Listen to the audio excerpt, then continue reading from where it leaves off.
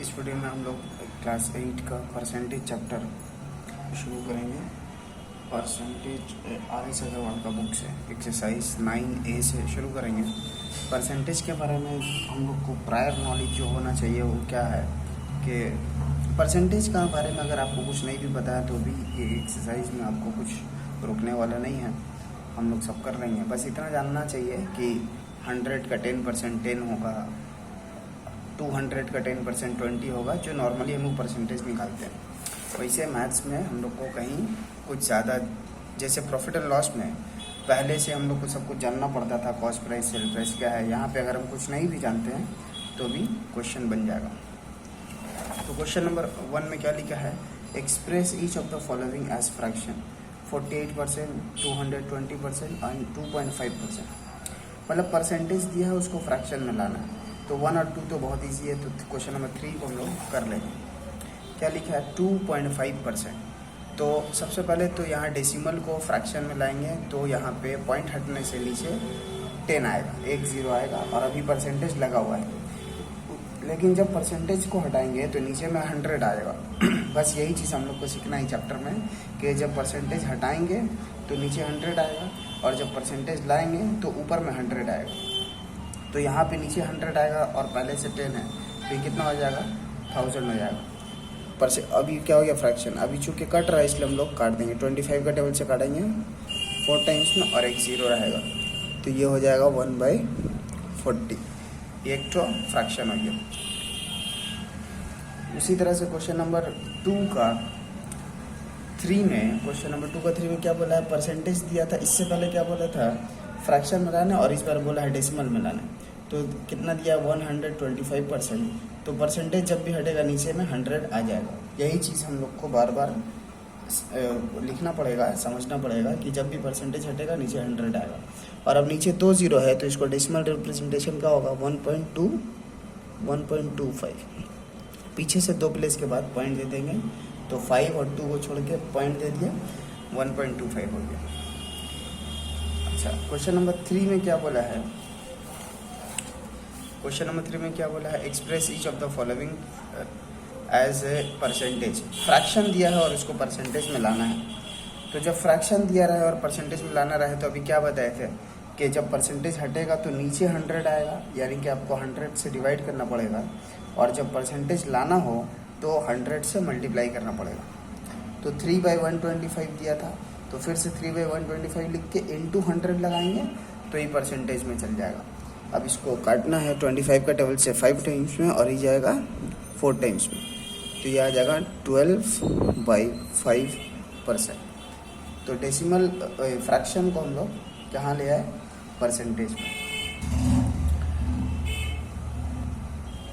Question number 4 में एक ratio दिया है 4:5, इसको बोल रहा है परसेंटेज में लाना। तो जब रेशियो में दे तो इसको सबसे पहले हम लोग फ्रैक्शन में लिख देंगे 4/5। और अब हम लोग जानते हैं कि फ्रैक्शन को कैसे परसेंटेज में लाना चाहिए, 100 से मल्टीप्लाई करके। तो 100 से मल्टीप्लाई करेंगे तो परसेंटेज लगा देंगे, 5 का टेबल से काटेंगे इसको, तो 2 टाइम्स में कट जाएगा, तो ये हो जाएगा 80%। तो क्वेश्चन नंबर 4 का आंसर होगा 80%। क्वेश्चन नंबर 6 में क्वेश्चन क्या है, which is largest in 6 and 2/3%, 3/20 and 0.14। 3 तो नंबर दिया है और पूछ रहा है कि इन तीनों में कौन सबसे बड़ा है। तो इन तीनों को सबसे पहले हम लोग को लिखना पड़ेगा। और पहला क्या दिया है, 6 and 2/3%। तो इसको हम लोग पहले मिक्स फ्रैक्शन को ठीक कर लेंगे, तो ये होगा 20/3%। अब हम लोग जानते हैं कि परसेंटेज हटेगा तो नीचे क्या आएगा, 100 आएगा, तो ये आ गया 100।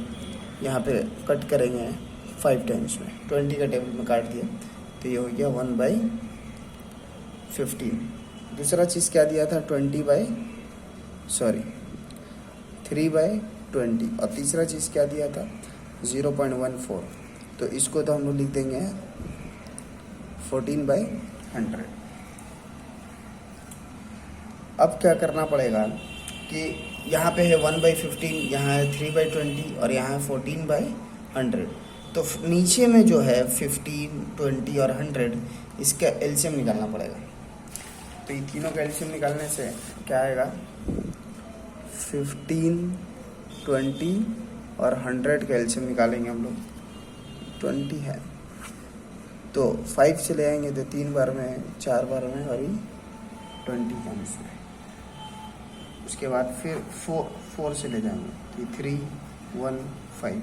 अब बस मल्टीप्लाई करा देना, 4 5 से 20, 25 से 100 और ये 300 होगा। अब 300 हो जाने के बाद क्या करना है, इसको ध्यान से सुनना है। हम लोग को यहाँ पे 300 लिखना है, तो 15 की जगह 300 लिख दिए, तो ऊपर में तो 15 को कितना से मल्टीप्लाई करने से 300 आया, अगर सोचेंगे तो पता चलेगा 20 से, तो 20 को ऊपर भी मल्टीप्लाई कर देंगे। 15 को 300 बनाना था तो 15 300 कैसे बनेगा, 20 से मल्टीप्लाई कराने से। 2 टाइम्स में मल्टीप्लाई कराएंगे तो होगा 30 और एक 0 आएगा तो 300 हो जाएगा।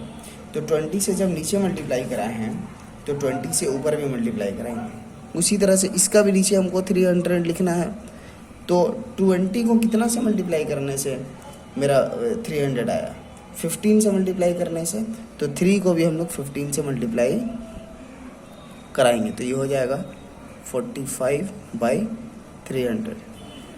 उसी तरह से ये 100 का जगह भी हम लोग 300 लिखना चाहते हैं, तो कितना से मल्टीप्लाई कराने से 300 आया, 3 से, तो 14 को भी हम लोग 3 से मल्टीप्लाई कराएंगे तो ये हो जाएगा 42/300।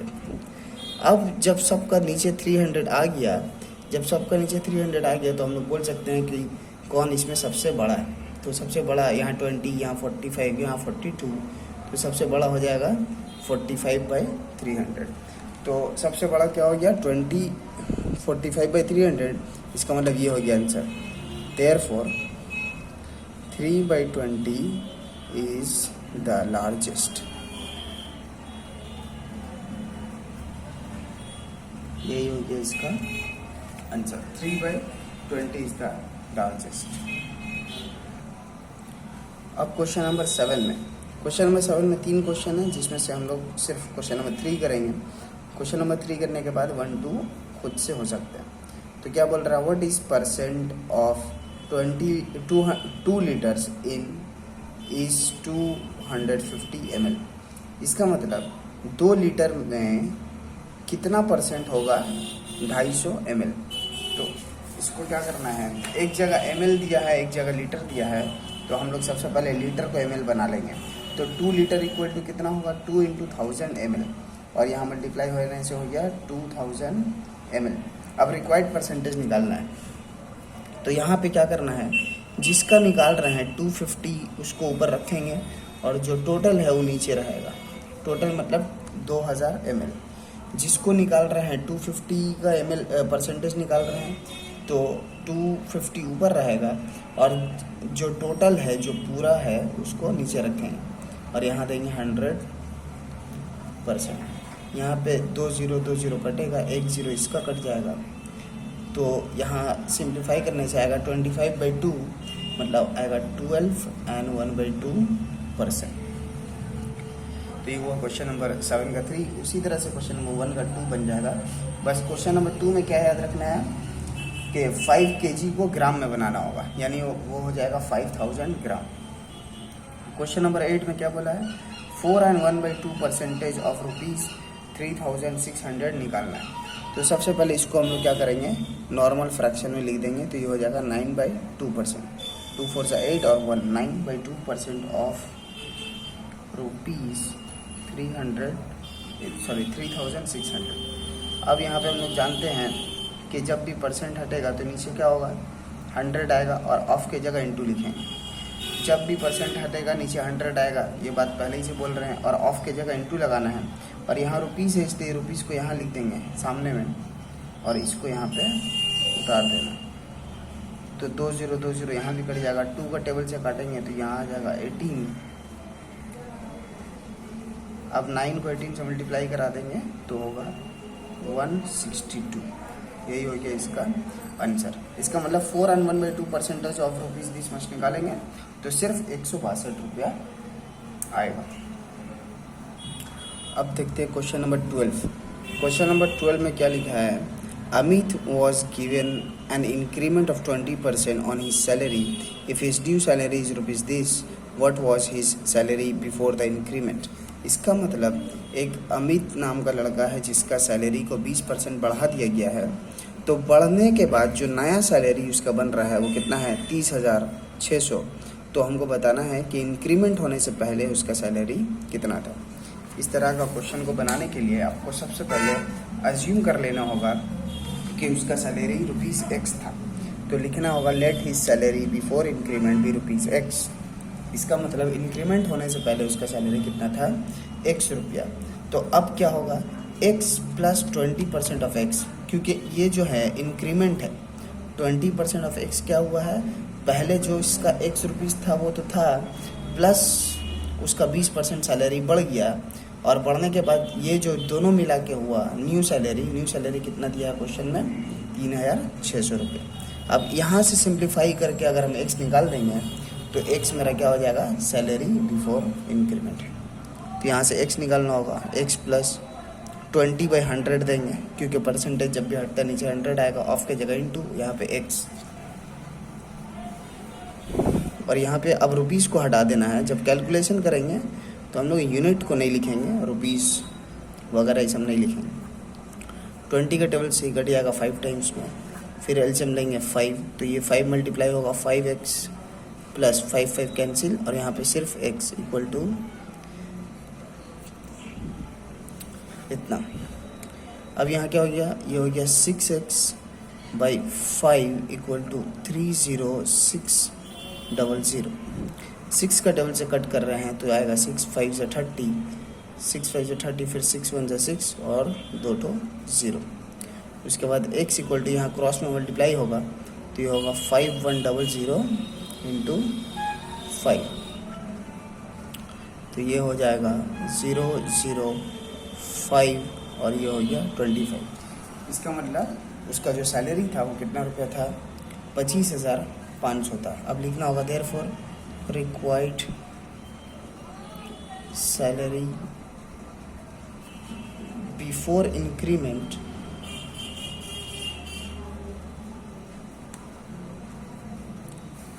Equal to ₹25500। यही हो जाएगा इसका आंसर। इसका मतलब सैलरी का इंक्रीमेंट से पहले उसका सैलरी जो था वो निकालना था।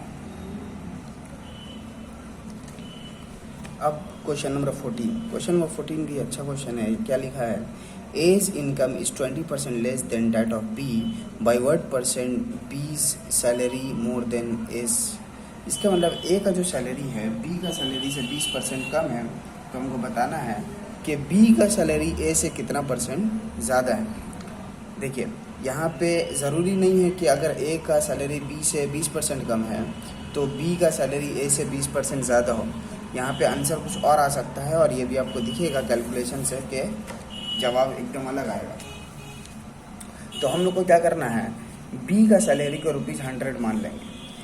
इस तरह का क्वेश्चन में हम लोग अगर हम x मानते हैं ना, अगर हम b का सैलरी को x मानते तो भी आंसर आ जाता है, लेकिन कैलकुलेशन में थोड़ा सा ध्यान देना पड़ता है। लेकिन अभी हम लोग जब 100 मानेंगे तो आराम से 20% माइनस या प्लस कर सकते हैं। तो जब भी ऐसा क्वेश्चन हो जिसमें सिर्फ परसेंटेज में क्वेश्चन दे और परसेंटेज में आंसर मांगे तो 100 का यूज़ करेंगे हम लोग। तो यहाँ क्या लिखेंगे, लेट बीज सैलरी बी ₹100। तो ए का सैलरी कितना होगा, क्वेश्चन में क्या बोला है 20% लेस, तो 100 माइनस 20% ऑफ 100। यहाँ पे हम लोग को पता है कि 100 माइनस 20 होगा, क्योंकि 100 का 20% कितना होगा 20, तो यहाँ आ जाएगा इसका ₹80, यानी ए का सैलरी होगा ₹80। अब क्या निकालना है, B therefore B salary is ₹20 more than A salary. A का बी का सैलरी कितना ज़्यादा है, 20 रुपया ज़्यादा है, 20% ज़्यादा नहीं है, 20 रुपया ज़्यादा है। तो लिखेंगे therefore required percentage of B salary more than A salary equal to. अब यहाँ पे ध्यान देना है, कितना रुपया ज़्यादा है, 20 रुपया, तो उसको ऊपर लिखेंगे। और ए का सैलरी कितना है 80 रुपया, तो यहाँ लिखेंगे 80 इंटू 100%, क्योंकि हमको 100 इसको परसेंटेज में लाना है। अब यहाँ पे काटेंगे, यहाँ जाएगा 4 बार में, यहाँ पे जाएगा 4 का टेबल में 25 टाइम्स में, तो ये हो जाएगा 25% मोर।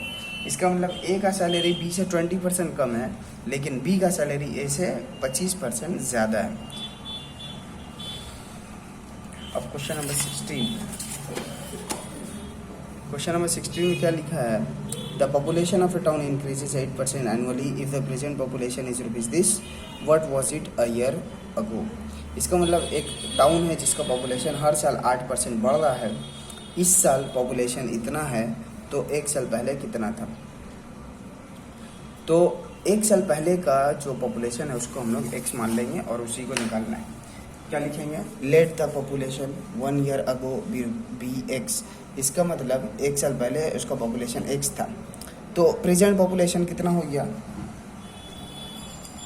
प्रेजेंट पॉपुलेशन कितना हो गया? 54,000। अब यहाँ पे प्रेजेंट पॉपुलेशन हम लोग किस तरह से निकालेंगे? यहाँ लिखेंगे x प्लस 8% ऑफ x, क्योंकि हर साल कितना बढ़ रहा है?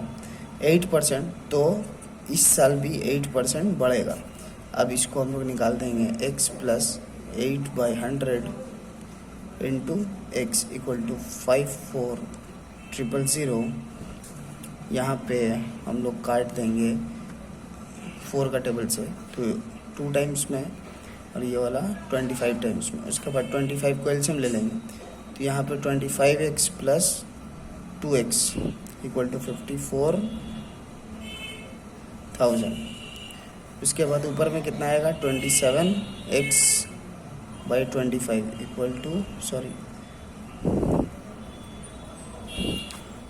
27 का टेबल में काटेंगे तो 2 टाइम्स में कट जाएगा 54 और यहाँ 3 0 आएगा। उसके बाद x इक्वल टू, इसको क्रॉस में मल्टीप्लाई कराएंगे तो ये होगा 25 इंटू 2000, तो x इक्वल टू आ जाएगा 25 2 50 और 2 0। इसका मतलब एक साल पहले पॉपुलेशन कितना था? 5000। Therefore population a year ago equal to 5000। एक साल पहले पॉपुलेशन 5000 था, तो यही होगा इसका आंसर। अब देखते हैं क्वेश्चन नंबर 18 को क्या लिखा है। एन अलॉय कंटेन्स 40% कॉपर, 32% निकल and rest zinc, find the mass of zinc in 1 kg of the alloy. Alloy हम लोग जानते हैं कि it is a mixture of metals, इसको आप फिजिक्स में पढ़े होंगे। अलॉय किसको बोलते हैं? मिक्सचर ऑफ मेटल्स को। और इसमें क्या बोल रहा है? 40% कॉपर है, 32% निकल है और जो बाकी है उसमें क्या है? जिंक है। तो वो बताना है कि 1 kg अलॉय में कितना जिंक होगा। Find the mass of zinc in 1 kg of the alloy. तो इसको किस तरह से करना है? सबसे पहले तो हम लोग लिख देंगे यहाँ पे percentage of copper is equal to कितना? 40%। फिर percentage of nickel equal to 32%, जो कि क्वेश्चन में दिया था। अब हमको निकालना है परसेंटेज ऑफ जिंक। तो परसेंटेज ऑफ जिंक में क्या निकालना होगा? रेस्ट जो है, जो बाकी जो बचा वो जिंक है, तो यहाँ 100 से दोनों को माइनस कर देंगे, तो 100 माइनस 40 और फिर 32, तो इसको माइनस करने से जो आएगा वही होगा परसेंटेज ऑफ जिंक। और यहाँ कितना आएगा? 100 माइनस, ये माइनस माइनस प्लस हो जाएगा, तो ये होगा 72 और फाइनली ये हो जाएगा 28%। इसका मतलब 28% जिंक है। लेकिन हम लोग को क्या बोला है कि mass of zinc in 1 kg निकालना है। इन 1 kg ऑफ अलॉय लिख सकते हैं हम लोग, 1 kg अलॉय में कितना जिंक है। तो यहाँ पे हम लोग को क्या पता है? 28% जिंक है, तो होगा 28% ऑफ 1 kg। अब इस 28 को हम लोग परसेंटेज हटाएंगे तो नीचे 100 आएगा, इंटू देंगे और फिर लिखेंगे 1 kg। तो kg नहीं लिख के हम लोग 1000 ग्राम लिख देते हैं, यहाँ पे 1000 ग्राम लिख देंगे। इसके बाद 2 2 0 कट जाएगा, तो यहाँ आ जाएगा 280, यहाँ पे 1 0 है इसलिए 280 ग्राम। तो इसका आंसर हो गया 280 ग्राम।